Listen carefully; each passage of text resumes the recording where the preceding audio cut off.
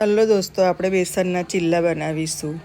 મેં 4 વ્યક્તિ માટે બનાવ્યા છે। બેસનના ચીલામાં મેં ચણાનો લોટ અને ઘઉં અને થોડો કકરો લોટ લીધો છે ઘઉંનો, અને થોડો કણકીનો લોટ લીધો છે। પહેલાં આપણે મીઠું અને આદું લસણ મરચાં નાખીશું, ત્યારબાદ એમને હલાવીશું। હવે એમાં થોડી હળદર નાખીશું, મરચું નાખીશું। આદું લસણ મરચાંની પેસ્ટ તો મેં પહેલેથી જ નાખી દીધેલી છે। હવે થોડું અજમો નાખીશું। અજમાનો ટેસ્ટ ચીલામાં ખૂબ સરસ લાગે છે। છસથી આપણે તેને પલળવાનો છે। બેસનનો લોટ આપણે થોડા સમય પહેલાં કરવાનું હોય તો છસથી પલળવાનું। હવે તેને પલળી ગયા બાદ 10-15 મિનિટ બાદ આપણે એને ચીલા બનાવીશું। એકદમ આસાનીથી લોટ પલળી જાય તો આસાનીથી એકદમ લોડી પરથી ઉખડે છે। જુઓ કેટલો મોટો બને છે। આપણે એને પાથરતું જવાનું અને પહોળું કરતું જવાનું, એકદમ પાતળું પાતળું। ત્યારબાદ ચારે બાજુ આપણે થોડું તેલ રેડીશું।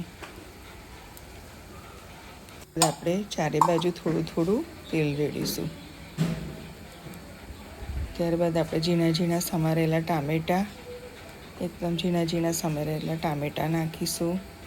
થોડી ડુંગળી નાખીશું।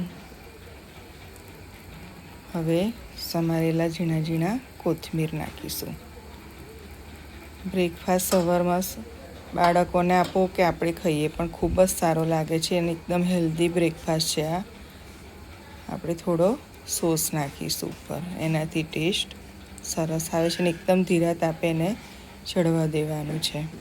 ત્યારબાદ આપણે ચીલી ફ્લેક્સ, લાલ મરચું નાખવું હોય તો પણ નાખી શકાય, અને ચીલી ફ્લેક્સ નાખવું હોય તો પણ નાખી શકાય છે। એકદમ ધીરા તાપે ચડવા દઈશું, કારણ કે ડુંગળી ટામેટું પણ થોડું ચડી જાય।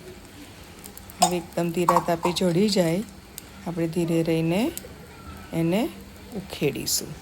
ઉખેડીએ એટલે એને ફોલ્ડ કરી દઈશું। જુઓ, બેસનના ચીલા તો બાળકોને પણ ખૂબ સારા લાગે છે, અને બાળકો કશું પણ ખાતા નથી, તો આ થોડું વેરિએશન કરીએ તો એને લીધે બાળકો પણ ખાય છે। અને ચણાના લોટમાં તો ખૂબ પ્રોટીન, ન્યુટ્રિશન બધું પણ હોય છે, એટલે બાળકોને પણ ભાવે છે। જુઓ,